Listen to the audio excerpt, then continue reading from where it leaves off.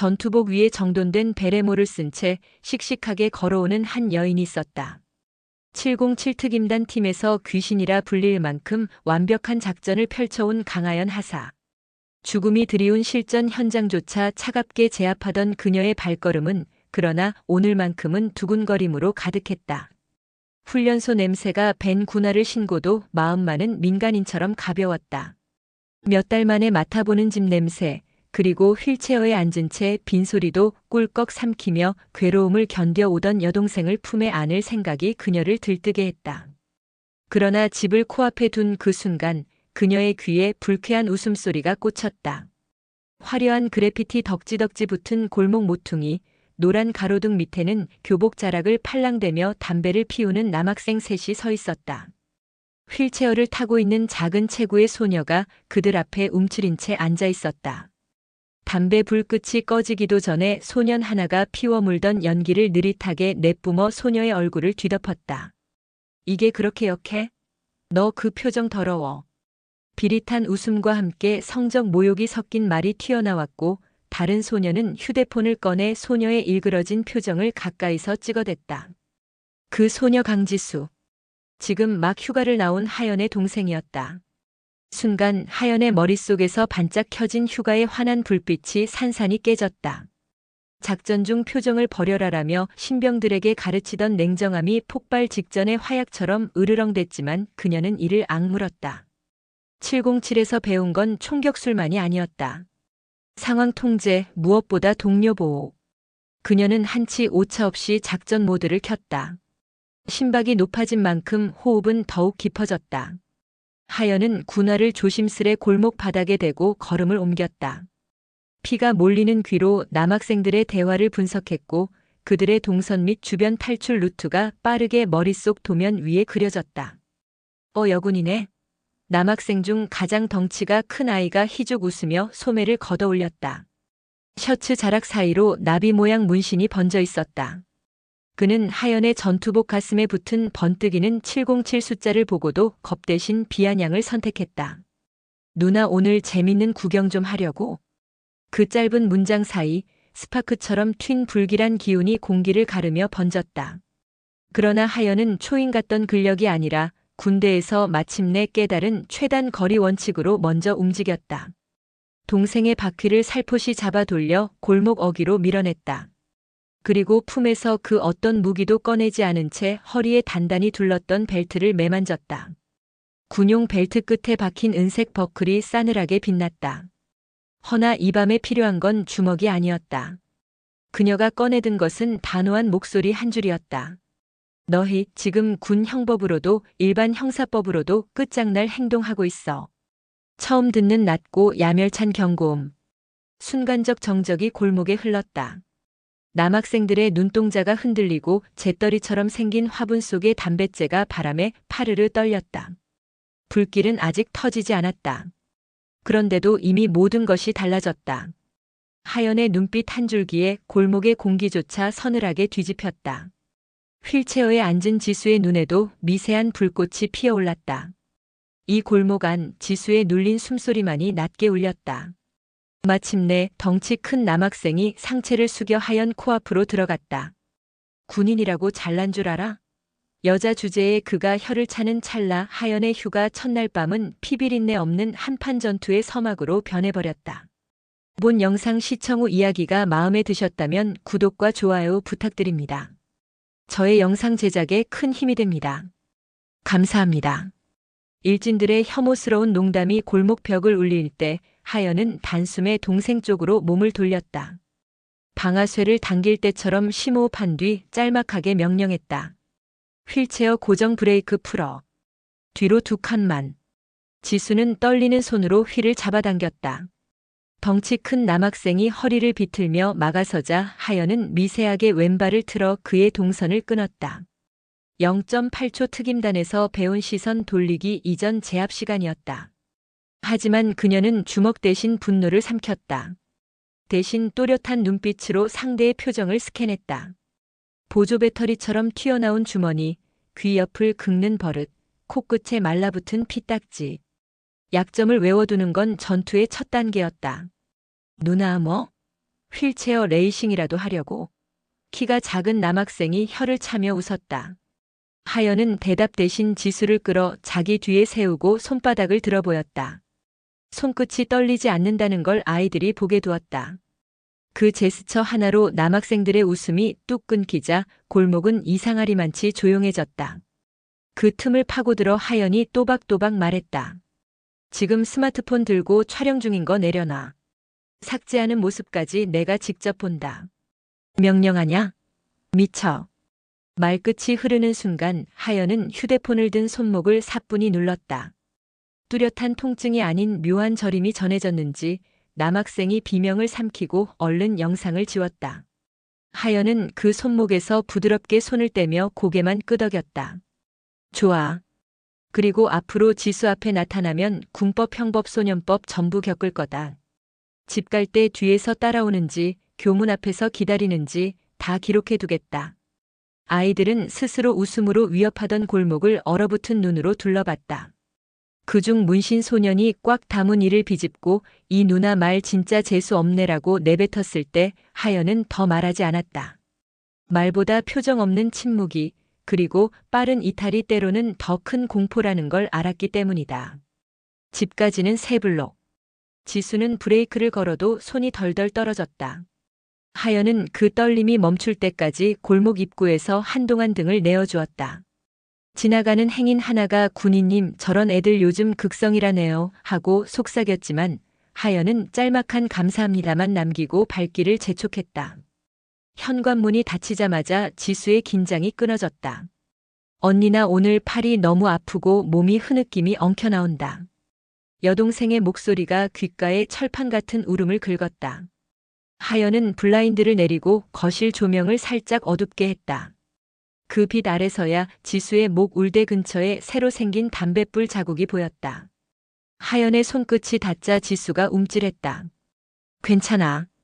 지금부터는 내가 해. 부드럽게 약을 바르며 하연은 작은 상처 하나까지 눈에 담았다. 지수는 벼랑간 억눌렀던 이야기를 토해냈다. 체육 시간마다 탈의실로 끌려가는 일 휠체어를 뒷마당 풀밭에 묶어두고 비웃어대던 사건, 교무실로 찾아가면 되레 지수도 친구들하고 어울려야지라며 핀잔을 주던 담임. 그 말들 속에 미안해라는 독백이 수없이 섞여 있었다. 하연은 가만히 들어주었다. 그녀가 끼어들어 규탄하거나 훈계하길 지수는 바라지 않았다. 들어주는 사람이 단 한 번도 없었기 때문이었다. 밤이 깊어 지수가 잠들자 하연은 부엌 식탁에 노트북과 노트를 펼쳤다. 골목 CCTV 각도를 검색하고 학교폭력 신고 절차 장애학생 인권센터 소년법상 특수협박 같은 키워드를 메모장에 빼곡히 적었다. 707에서 과거 작전 지도를 그리듯 학교 주변 지도를 스크린샷해 전자펜으로 붉은 동선을 그렸다. 아이들의 등하교 루트, 편의점 방면 카메라 사각지대, 교문 앞 경비회사의 순찰 시간까지. 정보가 적이 될 수도 무기가 될 수도 있다는 교육을 뼛속까지 체득한 군인이었다. 새벽 3시 전자시계 초록빛이 분 단위로 바뀔 때마다 하연은 커피를 2모금씩 마셨다. 현장에서 증거를 확보할 땐 기록보다 빠른 게 없다 작전 조교의 목소리가 떠올랐다. 그녀는 휴대폰으로 지수의 팔과 목에 남은 자국들을 찍어 날짜와 시간, 장소 메타데이터를 저장했다. 동시에 골목에서 녹음해둔 남학생들의 비웃음을 바탕으로 음성 파일을 추출했다. 기계음이자 고통의 목격자였다. 동이 트기 직전 하연은 귀를 기울였다. 밖에서 간간히 들려오는 아파트 단지 청소차 소리, 새벽 배달 오토바이의 둔탁한 엔진 모든 게 평소와 같았다. 그러나 그녀의 호흡만큼은 앞선 전장과 다를 바 없었다. 지금 막 폭발물을 해체하고 나온 폭발물 처리 대원처럼 조용히 손등을 주무르며 긴장을 바닥까지 눌렀다. 어머니는 이른 아침 시장에 나가 있었고 아버지는 출장 중이어서 집은 고요했다. 부엌 싱크대 위에 쌓은 특전 식량 중 가장 맛없기로 악명 높은 고구마 단백질바를 남겨두고 하연은 교복을 정리 중인 지수의 방문을 조용히 열었다. 오늘 학교 같이 가줄게. 지수는 눈을 동그랗게 뜨다 고개를 저었다. 언니, 그냥 쉬어 또 일 커져. 하연은 웃음기 없는 얼굴로 동생의 옷깃을 매만졌다. 나는 일 커지는 걸 줄이는 전문가야. 그날 아침 학교 정문 앞에서 두 사람이 모습을 드러냈다. 교문 위로 펄럭이는 퇴색된 교기와 인성 창의도전이라는 현수막이 역설처럼 미끄러졌다. 등굣길 학생들 틈에서 문신 소년이 지수를 발견하고 피식 웃다 하연을 보곤 굳어버렸다. 하연은 눈길 한 번 주지 않았다. 대신 교감실로 곧장 향했다. 연병장 대신 복도에서 들리는 왁자지껄한 아이들 목소리가 그녀의 고막을 때렸다. 그 소란이 곧 전쟁터의 포성으로 바뀔 테지만 하연은 이미 예열된 마음으로 문손잡이를 눌렀다. 복도 끝 창문으로 아침 해가 번들거리게 쏟아졌다. 군화를 신고 학교 안으로 들어온 하연의 그림자가 길게 교실 칠판 위를 스쳐갔다. 강하연은 학교 복도를 걸을 때조차 발뒤꿈치를 조용히 떼었다. 전투화 대신 신은 검은 운동화가 고무 바닥에 부드럽게 달라붙었다 떨어지며 미세한 파열음을 냈다. 교무실 앞 문패에는 3학년 7반 담임생활지도부 김재혁이라는 이름표가 달려 있었다. 가벼운 노크 3번 뒤 하연은 문을 열었다. 깔끔한 정장 차림의 교사는 책상에 쌓인 서류를 뒤적이며 전화 통화를 하고 있었다. 예, 학부모님. 아이가 살짝 장난이 심했을 뿐입니다. 곧 지도하겠습니다. 전화기를 슬쩍 내려놓던 교사가 고개를 들어 하연과 눈이 마주쳤다. 무슨 일로? 그는 미세한 미간 찌푸림과 함께 안경을 올렸다. 하연이 자리에 앉자마자 지수의 팔과 목에 화상 자국이 보이는 사진, 문자 캡처, 녹음 파일 목록을 차례로 책상 위에 꺼냈다. 교사의 시선이 한 장 한 장 내려앉을 때마다 책상 위 공기가 차갑게 굳어갔다. 이게 다 뭡니까? 그의 목소리가 낮게 흔들렸다. 어제 골목길에서 목격한 상황, 그리고 지난 2달간 제 동생이 겪은 일의 증거입니다. 총 13건. 일부는 형사처벌 대상이 될 수 있는 특수협박과 강제추행 정황입니다. 김 교사는 목을 가다듬었다. 강지수가 사소한 다툼이라고 들었는데 그는 서류를 정리해서 제 쪽으로 끌어오려다 하연의 눈빛과 맞부딪히고 손을 멈췄다. 창밖 운동장에는 체육복을 입은 학생들이 웃으며 농구를 하고 있었다. 그 평화로운 풍경이 교무실 안냉기에 부딪혀 어색하게 겹쳐졌다. 담임 선생님, 사소한 다툼이면 왜 학교 CCTV에는 동생 휠체어가 화장실 앞에서 2시간 동안 방치된 장면이 찍혀 있습니까? 하연은 태블릿으로 화면을 돌려 보여주었다. 영상 속 교복 지퍼를 끝까지 올려 세운 남학생 2명이 휠체어를 밀어 벽 모서리에 끼워두고는 낄낄거리며 사라지는 모습이 재생됐다. 음소거된 화면에서조차 소녀의 불안한 숨소리가 들려오는 듯했다. 저건. 교사는 말끝을 흐렸다. 생활지도부 이름표가 걸린 행정용 파티션 너머로 다른 교사들의 시선이 모여드는 것을 느끼며 그는 목소리를 낮췄다. 솔직히 말씀드리면 지수 학생이 장애가 있다 보니 또래 간 장난이 조금 과하게 보였던 걸 수도 있습니다. 장난이라고 하기엔 도구를 이용한 강제와 성희롱성 발언이 반복됐습니다. 피해자가 싫다고 표현했는데도 멈추지 않았고요. 이제부터는 학교폭력 사안으로 처리해 주시죠. 하연의 말투는 최대한 절제돼 있었지만 매 문장마다 단호함이 박혀 있었다. 교사는 눈을 피하며 지금 학기 말이라 일정이 바쁩니다. 조사위원회를 열려면 절차가 하고 말을 돌렸다. 하연은 곧장 생활지도부장, 교감, 그리고 특수교육 코디네이터를 연달아 찾아가 같은 증거를 제시했다. 그러나 돌아온 대답은 놀랍도록 판에 박혀 있었다. 학부모 간 갈등으로 변질될 수 있어요. 학교 이미지도 고려해야 합니다.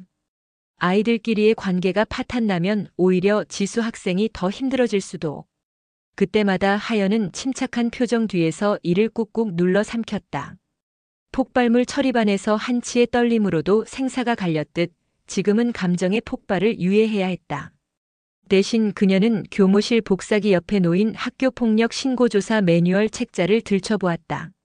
제1조 학교는 피해 사실을 인지한 즉시 24시간 이내에 초기 조사를 실시해야 한다.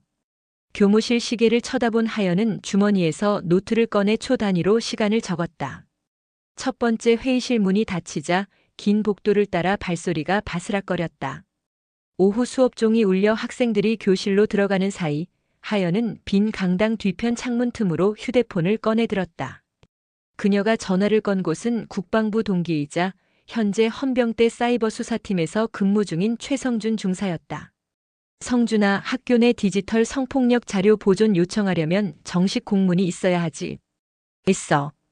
피해 아동 부모나 보호자가 경찰서에 신고하면 우리가 바로 서버 포렌식 의뢰 넣어줄 수 있어.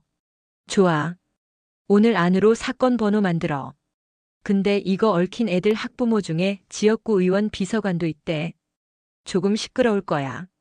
시끄럽게 하는 게 오늘 내 계획이다. 통화를 끊은 뒤 하연은 체육관 입구에서 대기하던 지수의 보조교사에게 다가갔다. 지수는 체육복 바지를 휠체어 안에서 주섬주섬 정리하고 있었다. 땀범벅이 된 이마 위로 잔 물결 같은 머리칼이 달라붙어 있었고 그 표정에는 체육 수업 내내 샤워실에서 들었을 야유가 선명히 남아 있었다. 언니, 여기까지 올 필요 없는데. 지수의 목소리가 작아졌다. 오히려 잘 됐어. 오후엔 내 교실 뒤쪽에서 수업 좀 지켜보려고. 그럼 애들이 더 이상 못해. 하연은 단호히 중얼거렸다. 점심 종이 울리고 학생들이 식판을 들고 식당으로 몰려갈 때 하연은 생활지도부 출입자 리스트를 확인하며 복도 CCTV 위치를 메모했다. 화장실 탈의실 앞 사각지대가 어디인지 표시하면서 그녀는 특임단 백브리핑 때처럼 주변인 물색에 나섰다. 동생과 같은 반 여자아이 몇 명이 시선을 피하다가도 슬며시 다가와 귓속말로 정보를 털어놨다. 걔네들 돈 빌려주고 이자 받아요. 선생님들 앞에서는 착한 척해요. 어제는 다른 1학년 애 지갑도. 이렇게 모은 정보는 곧 데이터베이스가 됐다. 하연은 학생들의 증언을 시간대별로 정리해 구글 폴더에 업로드했고 폴더 공유 링크를 최성준 중사에게 전송했다. 디지털 증거는 실시간 확보가 생명이라는 메시지를 함께 붙였다. 하교종이 울린 뒤 교문 앞에서 기다리던 김태준이 친구들과 모여 담배를 피웠다. 담배 끝에서 튀는 불꽃이 오후 햇살보다 붉었다. 태준은 교문을 나서는 지수를 보자 담배를 비벼 끄며 가볍게 손짓했다. 강지수. 오늘도 심부름 가자. 그 목소리에 여럿이 캑캑거리며 웃었다. 순간 하연이 교문 기둥에서 걸어 나왔다. 학원 끝나고 맞은 어머니들이 서로를 알아보듯 작은 웅성거림이 일었다. 태준은 하연을 위아래로 훑었다. 어제 그 군인 누나네. 동생 학교까지 따라와서 왜 뒷담이라도 캐려고. 고개를 비스듬히 젖힌 채 성희롱성 손짓을 해보이며 희죽거렸다. 그 광경을 휴대폰으로 몰래 찍던 친구 한 명이 있었다. 하연은 동생의 휠체어를 태준과 정면으로 마주보게 세운 뒤 지수의 손잡이를 가볍게 눌러 브레이크를 걸었다. 그리고 천천히 걸음을 옮겨 태준과의 간격을 60cm까지 좁혔다. 군대에서 블랙존 거리라 부르던 간격이다. 상대의 호흡, 맥박, 땀 냄새까지 느껴지는 거리.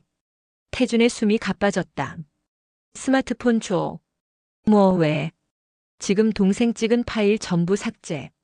하연은 태준의 휴대폰을 거머쥐어 화면을 켰다. 그 순간 태준 손목이 번개처럼 움직여 폰을 빼앗으려 했다. 칼날 스치듯 날카로운 움직임. 하지만 하연의 왼손이 그의 손목을 비틀어 뒤로 꺾었다. 소리 없는 기술이었다. 군중은 많았으나 다들 눈을 돌렸다. 불과 몇 초 태준이 신음과 함께 무릎을 굽히는 사이 하연은 파일을 모두 삭제하고 클라우드까지 체크했다. 욕하네. 태준이 씩씩대며 몸을 일으키자 하연이 허리춤 벨트를 살짝 들어보였다. 경찰관이 보는 앞에서조차 무기가 될 수 없는 평범한 벨트. 그러나 태준은 어제 느꼈던 공포를 선연히 떠올린 듯 움찔했다. 기억해. 다음엔 내 뒤에 CCTV만 있는 게 아니라 경찰도 있을 거다. 하연은 그 말을 마치고도 한동안 태준에게서 시선을 떼지 않았다. 시야의 가장자리에서 학생들이 스마트폰을 들어 동영상을 찍는 것이 보였다. 그 붉은 녹화등이 깜빡거리는 동안 하연의 얼굴은 냉철했지만 두 눈은 들끓는 용광로 같았다. 해가 기울 무렵 하연은 교무실로 다시 올라갔다. 이번엔 교장까지 참석한 간이회의였다. 교장은 두툼한 수첩을 탁자 위에 두고 우리 학교가 그 정도로 방임한 것은 아닐 텐데요 라고 천천히 말했다. 하지만 하연은 이미 교육청 학교폭력신고센터에 접수 완료된 번호와 함께 태준이 휠체어 브레이크를 풀어 언덕 아래로 밀어버리던 영상 클립을 USB로 꺼내 놓았다. 복도 CCTV가 잡지 못한 사각은 대신 근처 편의점 외부 카메라가 잡아냈다. 첫 신고 시각이 오늘 10시 7분입니다. 시간 엄수해 주십시오. 피해자 보호조치 지연 시 교육청 감사가 바로 들어올 겁니다. 교장과 교감은 말없이 사인을 주고받다가 결국 학교폭력대책자치위원회를 긴급 소집키로 했다. 소속 교사, 학부모 위원, 지역 전문가를 모두 포함해 72시간 이내 개최. 회의록 작성과 증거자료 제출을 의무화한다는 서류가 인쇄되었다. 복도를 나온 하연은 휴대폰 진동을 확인했다. 최성준 중사에게서 내일 아침 구청 회의실에서 학교 경찰 합동 브리핑 참석 가능? 이라는 메시지가 왔다. 그녀는 짧게 예스라고 답했다. 그러곤 밤하늘을 잠시 올려다봤다. 도시의 불빛이 번져 별이 흐릿했지만 오늘 어디엔 가선 똑같이 새벽까지 증거를 정리하는 또 다른 보호자가 있을지도 몰랐다. 그 생각에 그녀의 어깨가 군장 없는 오늘 밤에도 묵직해졌다. 지수는 집 앞 놀이터 그네 옆에서 기다리고 있었다. 언니, 나 겁 안 날 것 같아. 작은 목소리였지만 단단했다. 오늘 교실에서 애들이 뭐라고 해도 난 언니가 뒤에 있다는 걸 아니까. 하연은 지수를 품에 안았다. 한여름 냄새가 묻은 흙바람이 옷깃을 스쳤다. 그 바람 속에서 집까지 가는 짧은 거리가 마치 전장과 복귀 사이의 심연만큼 길게 느껴졌다. 그날 밤 학교 홈페이지 자유 게시판에 장애 학생 폭력 사건 진상규명 요구라는 제목의 글이 올라왔다. 익명 아이콘 옆에는 비겁한 어른들의 침묵이 더 큰 범죄입니다라는 문장이 적혀 있었다. 글을 올린 이는 하연이 아니었다. 하지만 증거 사진이 익명 서버를 통해 순식간에 지역 맘카페와 SNS로 퍼져나갔다. 그 불길은 잠잠해 보이던 학교 담벼락을 서서히 달구며 다음 막을 향해 타오르고 있었다. 밤이 깊어지자 학교 폭력 게시글은 기하급수적으로 공유되었다. 장애 학생을 휠체어에 묶고 불을 붙였다. 선생님이 알고도 덮었다. 분노와 충격이 뒤엉킨 댓글이 수천 개씩 달렸다. 하연은 새벽 2시까지 알림을 꺼두지 않았다. 어떤 증거가 어디로 흘러가는지, 왜곡된 사실이 생기지는 않는지 일일이 확인해야 했기 때문이다. 그 사이 최성준 중사는 사이버 수사팀 내부 서버에 강지수 사건 전용 폴더를 생성했다. 하연이 올린 동영상, 사진, 학생 증언 녹취록이 순차적으로 업로드되면서 비공개 자료 태그가 붙었다. 폭로 24시간 후 하연은 학교 근처의 작은 카페에서 한 남학생을 만났다. 지수와 같은 학년의 이민호였다. 셔츠 단추가 뜯어진 흔적이 있는 그의 손목 주변엔 자잘한 멍 자국이 퍼져 있었다. 누나, 사실 저도 돈 뜯겼어요. 태준이랑 애들이 숙제 안 해오면 제 돈 주고 시켰어요. 민호는 쩔쩔맸다. 휴대폰을 만지작거리며 말을 잇지 못하다가 결심한 듯 화면을 열었다. 그룹 채팅방 캡처였다. 오늘 강지수 휠체어 뒤에서 밀당이나 해볼까 키읔키읔 나는 메시지 아래로 웃는 이모티콘, 음란한 짤, 모욕적인 이마주들이 떠 있었다. 하연은 그 캡처를 이메일로 전송받고 후면 카메라로 민호의 손목과 눈두덩 멍을 스캔했다. 플래시 없이 ISO를 높여 찍어도 화면은 선명했다. 진술서 쓸 수 있겠니? 네. 저 혼자선 무서웠는데 이제 말하고 싶어요. 동시에 지수의 반 여자아이 5명이 단체 메시지를 보내왔다. 언니, 저희도 증언할래요. 그들은 숙제 대신 율동 동영상 촬영, 다이어트 보조제 공동 구매, 패밀리 레스토랑 알바라며 강압적으로 끌려갔던 경험을 털어놨다. 하연은 학생들이 집요한 보복을 두려워한다는 사실을 알았기에 부모 연락처가 적힌 리스트를 따로 만들었다. 피해자 보호 요청 공문 초안도 함께 작성했다. 증언자 확보가 쌓이자 하연은 작전 계획표를 재정비했다. 1피해 학생 학부모 라인 구축, 진술서 7건 확보, 증언 동영상 3건 추가 촬영, 이 언론 접촉, 지역 케이블 방송 탐사 보도팀 교양지 기자에게 팩트체크 자료 제공, 3법적 경로 병행, 장애인 차별 금지법 아동학대 처벌법 적용 여부 검토. 각 항목은 완료, 진행, 대기 색상으로 분류되었다.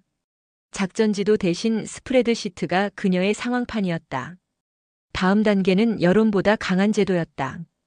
월요일 아침 교육청 2층 회의실. 교복 차림의 학생 4명, 회색 정장을 차려입은 학부모 5명, 생활지도부장과 교장, 그리고 지구대 경찰관 2명이 둥근 테이블을 둘러앉았다. 하연은 군복 대신 단정한 블라우스를 입고 증거 서류철을 들었다. 피해자 측 진술부터 듣겠습니다.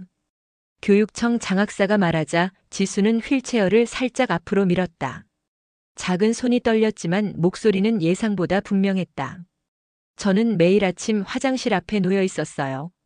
수업 종칠 때까지 밖에 못 나올 때도 있었고요. 친구들 앞에서 옷을 벗기려 한 적도. 지수의 시선이 흔들렸다. 하연이 뒤에서 조용히 등을 받쳐주자 지수는 입술을 깨물고 남학생들의 이름을 또박또박 불렀다. 분위기가 무거워질수록 맞은편에 앉은 태준의 아버지가 헛기침을 해댔다.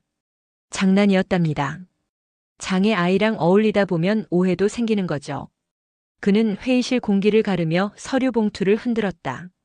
저희도 CCTV 갖고 왔습니다. 지수가 먼저 말로 애들 자존심을 건드렸다는 얘긴데요. 그러자 하연이 손을 들었다. 그 영상 재생 부탁드립니다. 태준 측 변호인이 노트북을 연결했다. 영상에선 복도 한가운데서 지수가 영어 과제를 읽고 있을 뿐이었다. 곧 태준이 뒤에서 지수 머리를 밀치고 친구가 휠체어를 돌려 타며 낄낄거렸다. 변호인은 당황해 일시정지 버튼을 눌렀다. 아, 잠시만 이건. 하연은 침착하게 교육청 장학사를 바라봤다. 태준 측 CCTV, 제가 제출한 원본과 동일합니다. 편집하지 않은 3분 46초짜리 전체 파일엔 휠체어를 화장실에 밀어넣는 장면이 이어집니다. 영상의 타임코드와 편집점이 증거 조작을 설명 없이도 증명하고 있었다. 회의실 안은 얼음장처럼 정적이 흘렀다. 그날 오후 학교폭력대책자치위원회는 가해 학생 5명 중 3명 전학 권고 2명 출석 정지 15일을 의결했다. 그러나 싸움은 아직 끝나지 않았다. 태준의 아버지는 이를 징계 과도라며 교육청 사무실 앞에서 기자회견을 열겠다고 으름장을 놓았다. 하연은 예상한 반응이었다. 그녀는 지수와 용기를 낸 동급생들을 보호하기 위해 익명투고 게시판에 2차 가해 발생 시 모든 증거를 추가 공개하겠다는 글을 올렸다. 학생들 곁에 나를 포함한 여러 어른이 서 있다는 것을 알리기 위해서였다. 그날 밤 하연의 휴대폰으로 낯선 번호가 걸려왔다. 군인이면 다야? 학교를 이렇게 뒤집어 놨으면 책임질 수 있나? 저음의 남성 목소리가 욕설을 섞어 던졌다. 숨소리와 배경 음질로 보아 술집 뒷골목쯤이었다. 통화 종료 후 문자 한 통이 도착했다. 넌 우리 아들 인생 망쳤어. 쉬운 줄 알지? 발신인은 태준의 삼촌, 동네 건설사 사장으로 알려진 인물이었다. 하연은 바로 경찰서로 통화 녹음 파일을 전송했고 다음 날 새벽 5시 헌병대 동료에게 부탁해 집 주변 순찰을 요청했다. 훈련소 시절 동료들이 근성 울타리라 부르던 인맥망이 이제는 지수의 방패가 되었다. 동시에 SNS상에서 장애학생 폭력 OUT 해시태그가 실시간 검색어 1위를 찍으며 확산되었다. 유명 크리에이터들이 영상을 퍼나르자 여론은 학교 측과 가해자 가족을 향해 권력형 은폐라는 명확한 화살을 겨누었다. 학교는 부랴부랴 사과문을 올렸지만 사과에는 오해, 불찰 유감 같은 느슨한 단어가 줄줄이 들어있었다. 여론은 더 들끓었다. 지역 케이블 방송 탐사팀 PD가 하연에게 인터뷰를 요청해왔다. 지역 학교 폭력, 왜 못 막았나라는 특집 방송이었다. 하연은 얼굴과 실명 공개를 조건으로 인터뷰를 수락했다. 피해자를 대신해 군 복무 중인 제가 나서는 게 맞지 않느냐는 이유였다. 촬영 당일 스튜디오에서 하연은 군인답게 등줄기를 꼿꼿이 세웠다. PD가 물었다. 군에서 배운 가치가 이번 사안을 해결하는데 어떤 도움이 됐나요? 하연은 잠시 숨을 골랐다. 전장에서 배웠던 단 하나의 원칙이 떠올랐다. 위험을 감지하면 즉시 현장을 통제하고 가장 먼저 약한 쪽을 안전지대로 옮기는 것. 그 다음엔 기록하고 지원을 요청하고 필요하면 증폭시킵니다. 학교 폭력도 다르지 않더군요. 그 한마디가 뉴스 엔딩 장면으로 나간 뒤 하연의 이름 옆에 707특임단 현역 하사, 장애학생 인권보호 활동 자막이 달렸다. 방송이 끝나자마자 포털 사이트에는 진짜 군인다운 태도, 이제라도 제대로 조사해야라는 댓글이 쏟아졌다. 같은 시각 태준의 아버지는 변호사 사무실에서 명예훼손 역고소를 준비 중이라는 소식이 돌았다. 하연은 놀라지 않았다. 대신 역고소 예고 기자회견 1시간 전에 태준 아버지가 운영하는 건설사 하도급 비리, 지역구 의원 후원 내역을 추적해온 시민단체와 정보를 공유했다. 장교들 사이에서 기습 타격이라 불리던 방식이다. 부패 후원금 자료가 기사로 터지자 태준 측 기자회견은 내부 사정으로 연기되었다. 싸움은 이제 학교 울타리를 넘어 지역 권력, 사회 시스템으로 번졌다. 하지만 하연은 여전히 지수의 옆에 앉아 숙제를 봐주고 휠체어 바퀴 구석구석에 낀 흙먼지를 털어냈다. 큰 전쟁과 작은 전쟁, 두 전선을 동시에 지키는 법을 그녀는 몸으로 알고 있었다. 산막이 끝나는 밤 지수는 언니에게 다가와 처음으로 이런 말을 했다. 언니, 나도 언젠가 누군가를 도와줄 수 있을까? 하연은 동생의 손을 꼭 잡았다.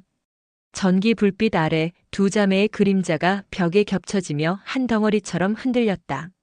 사막을 향해 더 깊은 어둠이 들이닥칠 것을 알면서도 그 그림자는 조금도 요동치지 않았다. 달빛이 칠흑 같은 구름 사이로 톱니처럼 잘려 내려오던 금요일 밤 하연은 지수방 창가에 걸터앉아 휴대폰 화면을 바라보고 있었다. 태준이 지금 술에 취해 너네 집 앞 골목으로 간대 익명 계정을 통해 들어온 급한 DM이었다. 하연은 창문을 닫고 군용 야상 하나만 걸친 뒤 지수에게는 화장실을 다녀오겠다며 살그머니 현관문을 열었다. 골목은 낮과 달리 적막했다. 흙먼지 섞인 바람이 지나갈 때마다 전깃줄이 벌레 우는 소리를 냈다. 얼마 안 가 어두운 가로등 밑에서 남학생 셋이 무리를 지어 서 있는 모습이 눈에 들어왔다. 태주는 양손 주머니에 꽂은 채 비틀비틀 서 있었고 친구 두 명은 캔맥주를 손에 쥐고 하연의 아파트 쪽을 흘끔거리다 웃어댔다. 하연은 어깨를 한번 움켜쥐어 긴장을 풀었다. 술 냄새와 값싼 향수가 섞인 공기가 코를 찔렀다. 군사훈련장에서 폭약 냄새 맡던 경험을 떠올리며 그녀는 최대한 천천히 걸어나갔다. 태준이 그녀를 발견하고 입꼬리를 일그러뜨렸다. 아, 군인 누나? 지금 끝내러 왔어. 내가 봐줬는데 말이야. 그는 주머니에서 What looks like a 접이식 칼 손잡이를 흘끗 드러냈다. 순간 하연의 시야는 터널처럼 좁아지며 칼끝, 태준의 발 앞 간격, 오른 뒤에 서 있는 친구들의 손 위치를 차례로 스캔했다. 술김에 흉기 들었네. 그녀가 낮게 말했다.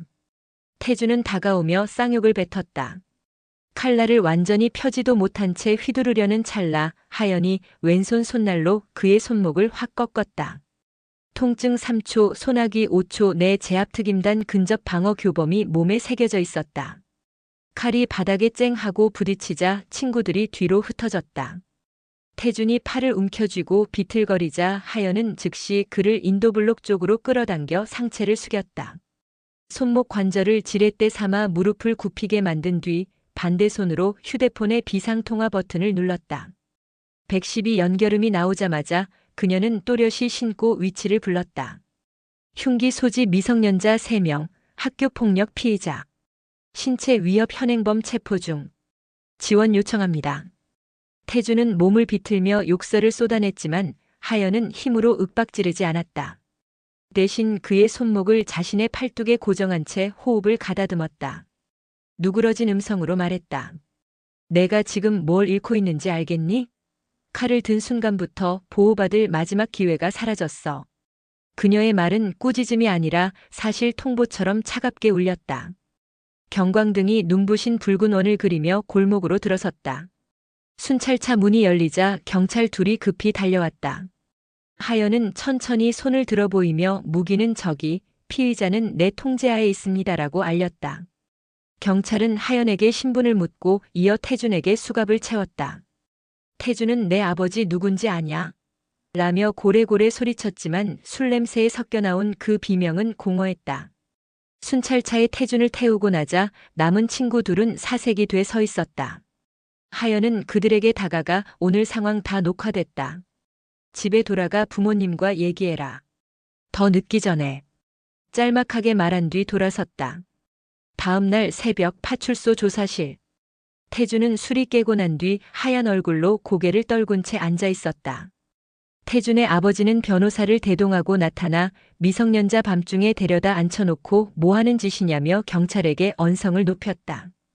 그러나 조사관 책상 위에는 이미 칼 혈중 알코올 수치 검사 기록, 112 녹취록, 골목 CCTV 영상이 깔려 있었다. 하연은 진술서 말미에 피의자가 들이댄 칼날이 제 동생이나 저를 향했다면 훨씬 심각한 결과가 발생했을 것이라는 한 줄을 덧붙였다. 오전 9시 학교로 돌아온 하연은 교장실 앞에서 태준 부모와 마주쳤다. 어깨에 명품 코트를 걸친 태준 어머니가 악에 받쳐 하연을 노려봤다. 당신 때문에 우리의 인생이 망가지게 생겼어요. 합의금 얼마면 돼요? 하연은 신음처럼 웃음이 새어나오는 걸 가까스로 삼켰다. 합의금이 아니라 치료와 상담이 필요합니다. 당신 아들 그리고 내 동생 모두. 차분한 어조였다. 그 순간 교장실 문이 열리고 복도에서 대기 중이던 기자 2명이 카메라를 들이밀었다. 보도자료 보고 왔는데 사실 확인 좀 하겠습니다. 부모들은 놀라 얼굴을 피했다. 하연은 카메라 플래시에 눈을 깜빡이며 정확한 절차와 진상규명이 먼저라고 답했다. 학교 안팎의 공기엔 폭발 직전 화약 냄새가 감돌았다. 학생들은 복도 게시판에 붙은 가해 학생 명단 비공식 출력물을 몰래 찍어 SNS로 유포했고 일부 학부모는 운동장 앞에서 피켓을 들었다. 장애 학생 방치한 학교 규탄, 피해 학생 보호 대책 마련 같은 빨간 글씨가 바람에 펄럭였다. 하굣길엔 전혀 예상 못한 일이 벌어졌다. 태준 어머니가 다른 가해 학생 부모들을 모아 하연에게 손해배상 소송을 예고하며 서류를 내밀었다. 명예훼손, 정신적 피해, 학습권 침해. 하연은 서류를 훑어본 뒤 여백에 펜으로 2줄을 썼다. 상대방 장애성 폭력 협박 증거 일체 보유. 역고소 및 가압류 절차 진행 예정. 그녀는 사인 대신 군인 신분을 증명할 수 있는 대한민국 육군 도장이 찍힌 위임장을 별지로 첨부했다. 그날 밤 동네 맘카페엔 장애학생 괴롭힘 방관 학교, 피해자 가족의 역으로 소송? 이라는 글이 1000단위 댓글을 기록했다. 지역 변호사, 심리상담사, 교직원들이 익명으로 피해자 측 대응이 정당하다는 분석을 달았다. 여론의 방향이 확정적으로 기울자 태준 측 변호인은 공격적 대응은 잠정 보류라는 통화를 언론에 흘렸다. 그러나 물러선 건 아니었다. 주말 저녁 하연은 집 앞 엘리베이터에서 정장을 입은 남성 둘과 마주쳤다. 태준 아버지와 인척 관계라는 이들이 얘기 좀 하자며 엘리베이터 문을 막아섰다. 가까운 카페로 가자며 팔을 잡아 끄는 순간 하연은 손목을 비틀어 상대의 손을 뿌리쳤다. 근처 편의점 천장 카메라가 시야에 포착되자 그녀는 크게 말했다. 사적 위협으로 판단, 즉시 112 신고합니다. 그들은 욕설을 퍼붓다가 카메라 앵글을 의식하고는 그대로 돌아섰다. 출입구 글라스에 비친 하연의 얼굴은 창백했지만 눈동자는 결기 넘치는 수색등처럼 빛났다. 시간이 흐를수록 태준 측의 전방위 압박은 거세졌지만 동시에 지역 사회의 지지는 단단해졌다. 학교 앞 가로수마다 장애학생 인권, 우리 손으로 지킨다는 현수막이 걸렸다. 부모 회의실에는 추가 피해 신고 상자가 설치되었고 상담교사 2명이 외부 인권단체 파견으로 배치됐다. 사막의 끝 일요일 새벽. 하연은 아파트 옥상 난간에 기대어 동틀녘 하늘을 바라보고 있었다. 한 주 내내 골목과 교무실, 파출소와 회의실을 오간 탓에 2 다리는 무겁고 머리는 맑았다. 그녀는 휴대폰 문자함을 열어 마지막으로 지수가 보낸 메모를 읽었다. 언니 무섭지?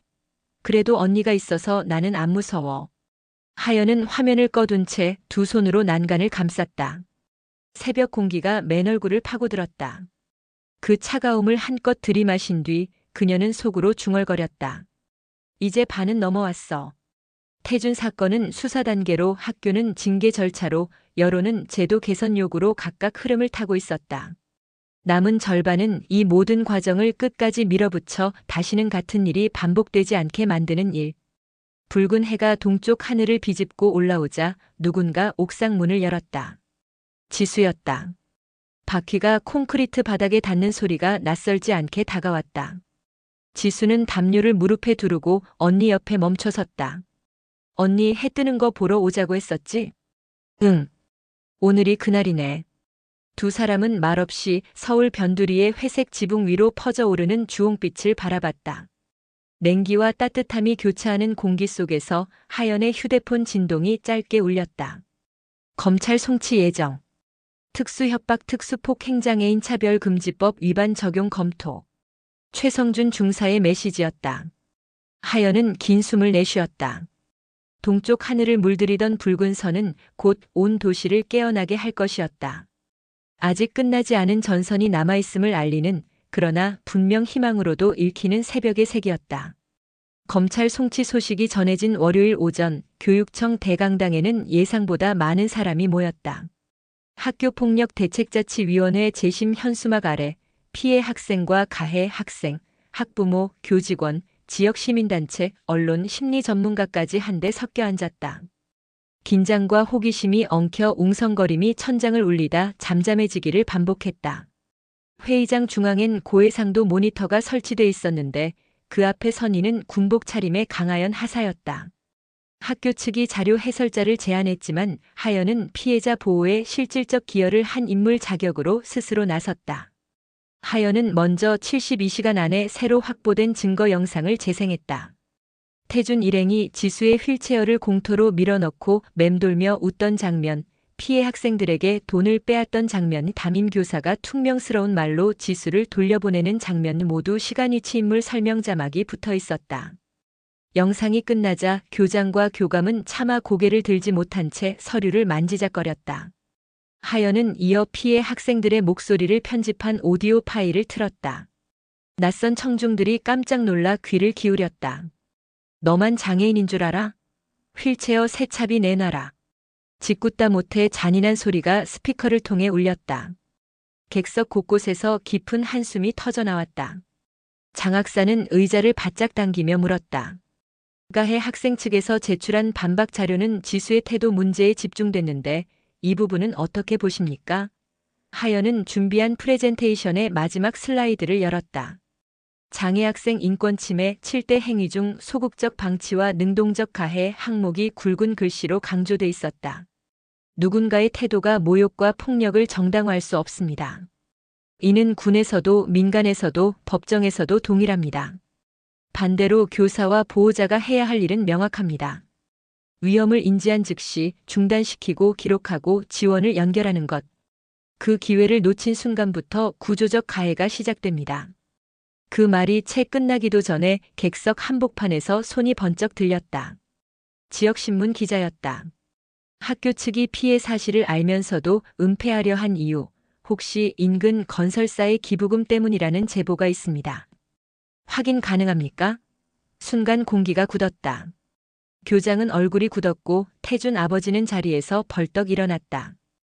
허위사실 유포입니다. 그의 목소리가 강당을 울렸다. 그러나 시민단체 대표가 마이크를 들고 올해 학교운영위원회 회의록에 명시된 3천만 원 현물기부 내역 기부자의 주소가 태준 아버지 회사 주소와 동일하다는 팩트를 제시했다. 장학사는 곧바로 해당 의혹을 감사팀에 이첩한다고 선언했다. 이어진 술렁임 속에서 하연은 잠시 눈을 감았다. 증거는 이미 충분했다. 남은 건 공식 절차가 그 무게를 인정하도록 만드는 일, 그리고 그걸 끝까지 지켜보는 일뿐이었다. 점심 무렵 회의는 결론을 냈다. 가해 학생 중 주동자 2명은 퇴학, 나머지 3명은 전학 및 보호관찰, 담임교사와 생활지도부장은 직무정지 조치 뒤 교육청 특별감사에 회부. 교장은 관리 책임을 지고 사표를 제출했다. 결정이 발표되자 일부 학부모가 오열했고 학생들은 서로를 껴안았다. 하연은 지수 곁에 무릎을 꿇고 속삭였다. 끝이 아니다. 이제야 제대로 시작하는 거야. 지수는 고개를 끄덕이며 눈물을 훔쳤다. 그래도 언니 덕분에 학교가 무섭지 않아. 그날 오후 파출소 앞에서는 또 다른 움직임이 일었다. 태준 아버지의 건설사를 수사하던 경찰이 하도급 비리와 탈세 혐의로 압수수색을 진행, 현장에서 장부와 USB 수십 개를 확보했다. 지역 방송국 카메라는 파출소를 드나드는 김태준 부모의 모습을 생중계했다. 학교 폭력이 사회적 권력형 비리와 연결되면서 국민청원 게시판에는 학교폭력 은폐 방지법 개정을 촉구하는 글이 올라왔고 이틀 만에 10만 명을 돌파했다. 하연은 여론의 흐름이 피해 학생 보호뿐 아니라 제도 개선으로 향하는 것을 확인하며 비로소 체력적 한계가 찾아오는 걸 느꼈다. 그날 밤 군부대 복귀 명령서를 확인한 그녀는 지수에게 말했다. 내일이면 부대로 돌아가야 해. 지수는 잠시 침묵하다가 물었다. 언니 없이도 괜찮을까? 괜찮지 않으면 지수 내가 직접 SOS를 쏴. 상황 전개 보고서를 쓰는 것처럼. 필요한 지원을 적고 누구에게 보내야 할지 정리해서. 지수는 놀란 눈으로 언니를 바라보다 살며시 웃었다. 알겠어. 707에서 배운 거지. 맞아. 위험은 숨으면 커지고 밝히면 작전이 된다. 다음 날 이른 새벽 하연은 부대로 출발하기 전 학교 정문을 찾았다. 휠체어를 탄 지수가 기다리고 있었다. 교문 위엔 폭력 없는 학교, 우리가 만든다라는 플래카드가 새로 걸려 있었다. 아침 햇살에 하얀 천이 반짝이고 학교 스피커에서는 등교송 대신 장애 인권 라디오 PSA가 흘러나왔다. 짜여진 연출 같았지만 이것은 하연이 없는 곳에서도 움직이기 시작한 변화의 증거였다. 지수는 언니에게 작게 손을 흔들었다. 다녀와 하사님. 그 인사가 야속하게도 그러나 씩씩하게 들려 하연은 웃으며 경례를 했다.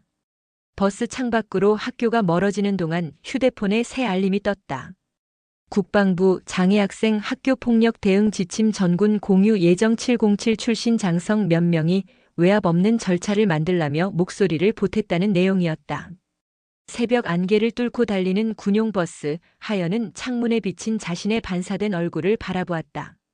전투복 어깨 끝이 동빛 새벽에 물들어 있었다. 총성이 없던 전투, 그러나 그 어떤 작전보다 치열했던 싸움이 끝나지 않은 채 다음 단계를 향해 나아가고 있음을 그녀는 알고 있었다.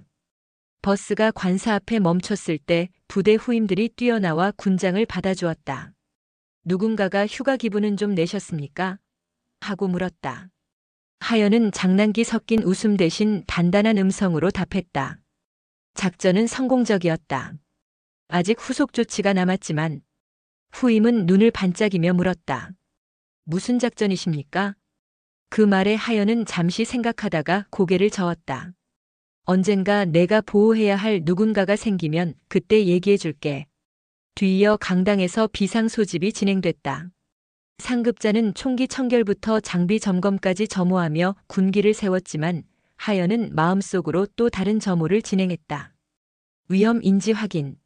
기록 완료. 지원 요청 진행 중. 증폭 사회적 공론화 달성. 남은 건 재발 방지 제도화. 그 토요일 밤 지수는 외벽 프로젝트가 막 끝난 학교 강당에서 열린 작은 음악회에 참여했다. 휠체어를 탄 채 바이올린을 연주했고 그 영상이 부대 휴대전화로 전송됐다.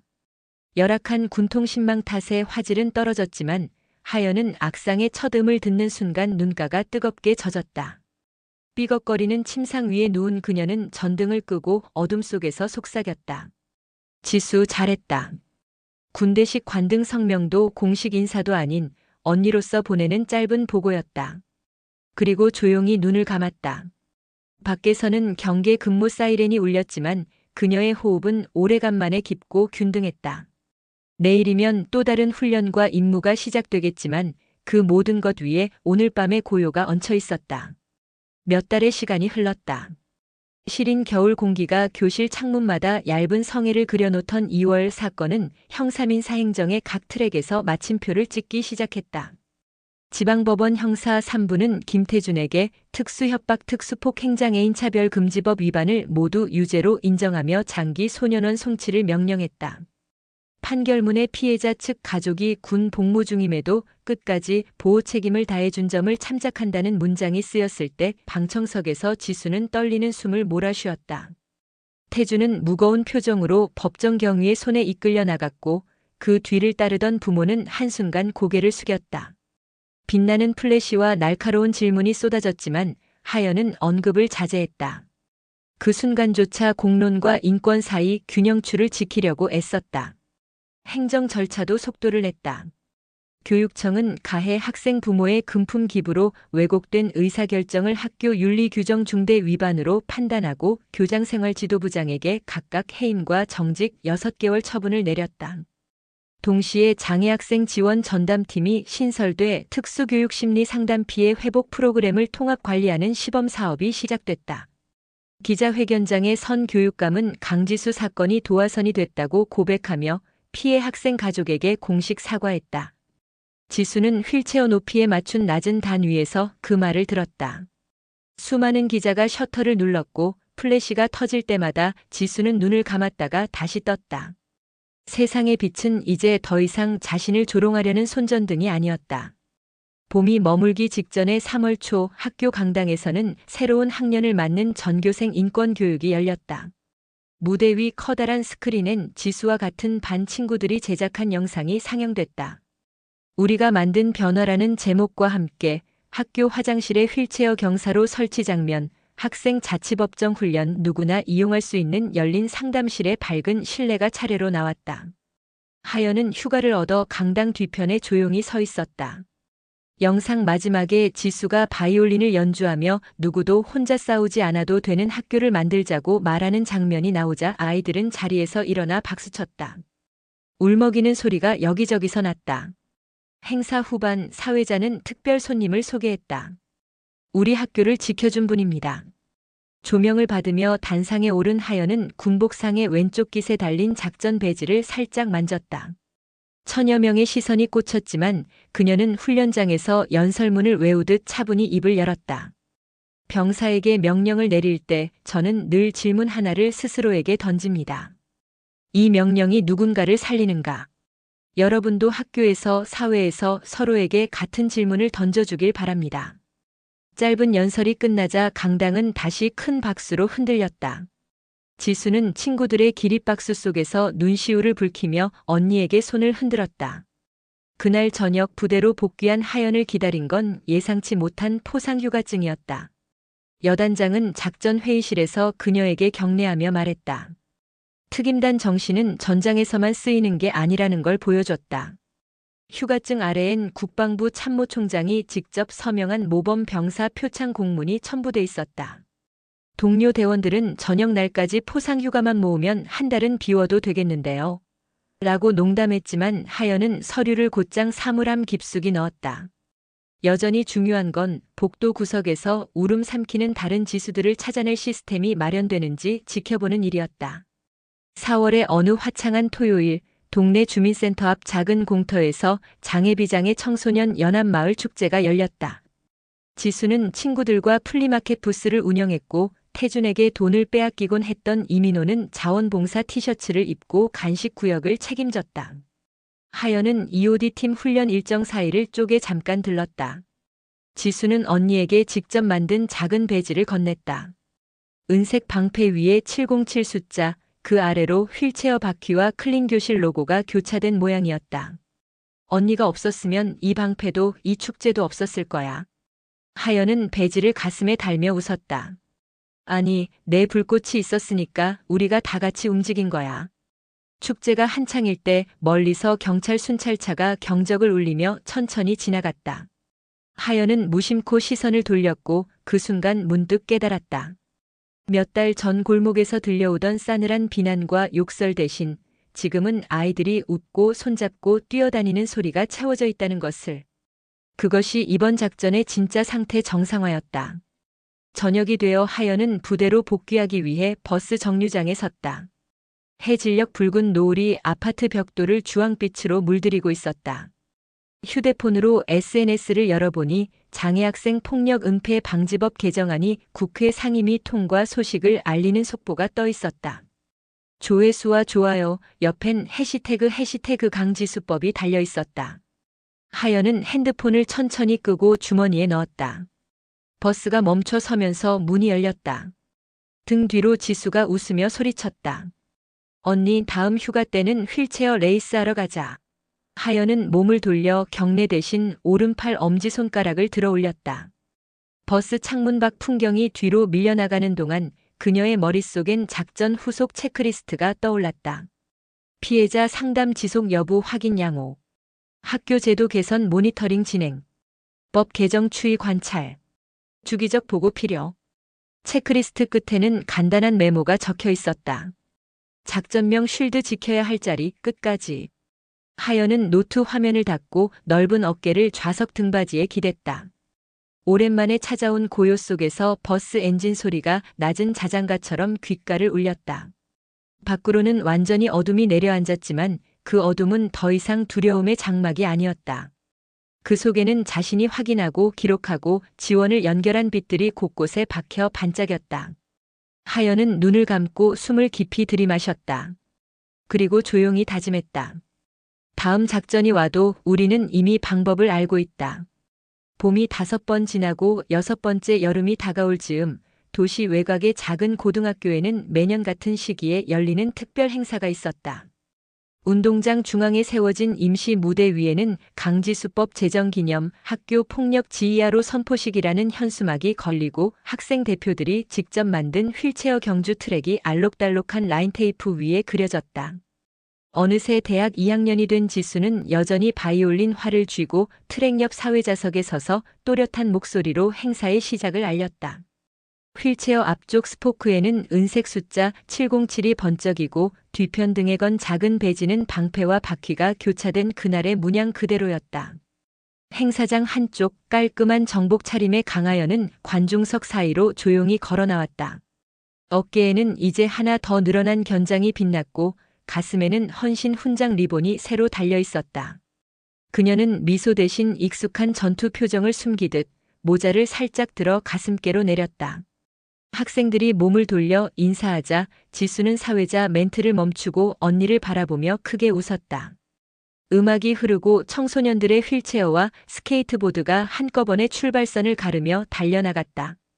응원의 함성이 운동장 가득 퍼질 때 하연은 문득 수년 전 그 적막한 골목길에서 들었던 담배 냄새 대신 땀과 잔디와 뜨거운 햇살이 뒤섞인 건강한 향기를 느꼈다. 행사가 끝난 뒤 자매는 학교 뒤편 느티나무 그늘에서 잠시 숨을 돌렸다. 지수가 숨찬 목소리로 말했다. 언니, 나 올해부터 학생 인권 동아리 전국 연합 대표 맡게 됐어. 장애 비장애 구분 없는 실시간 신고 앱도 베타 서비스에 들어갈 거고. 하연은 고개를 끄덕이며 훈련소 메모장을 꺼냈다. 거기엔 여전히 체크리스트가 빼곡했지만 마지막 칸 옆엔 한 줄만 적혀 있었다. 재발 방지 시스템 실행 중. 그녀는 볼펜으로 옅은 V 표시를 그었다. 햇빛이 기울 무렵 두 사람은 교문 앞에서 헤어졌다. 지수는 친구들과 축제 뒷정리를 하러 돌아갔고 하연은 군 차량이 기다리는 도로로 향했다. 차 문을 잡아준 후임 장교가 물었다. 대위님, 오늘이 그 학교 작전 완전 철수일입니까? 하연은 먼 교정을 한번 돌아보고 대답했다. 철수라기보다 이제 그들이 스스로 지킬 수 있다는 신호야. 차가 움직이자 창밖 풍경은 빠르게 뒤로 흐르기 시작했다. 어느 순간 하연은 창문을 손끝으로 톡톡 두드렸다. 투명한 유리 너머로 저 멀리 보이는 학교 옥상 위 국기가 바람에 힘차게 펄럭이고 있었다. 그 깃발이 시야 밖으로 사라지자 그녀는 눈을 감고 조용히 호흡을 고르며 속삭였다. 상태 정상화, 최종 확인 완료. 그리고 언제나처럼 다음 작전을 준비하듯 노트 한쪽을 넘겼다. 그러나 이번 페이지 윗줄엔 새로운 표제가 쓰여 있었다. 실드 버전 2.0 모두를 지키는 매뉴얼. 그녀는 펜촉을 눌러 첫 글자를 적었다. 1. 위험을 감지하면 가장 먼저 가까운 사람의 손을 잡는다. 버스가 멀어지는 소음 속에서 그 문장은 잉크처럼 번졌다. 그것은 더 이상 단 한 사람의 체크리스트가 아니었다. 이제 학교도 마을도 법도 그리고 수많은 이름 모를 보호자들이 함께 공유할 살아있는 매뉴얼이었다. 그렇게 한 도시의 작전이 끝나고 또 다른 누군가의 안전지대를 넓히는 새로운 임무가 조용히 시작되고 있었다.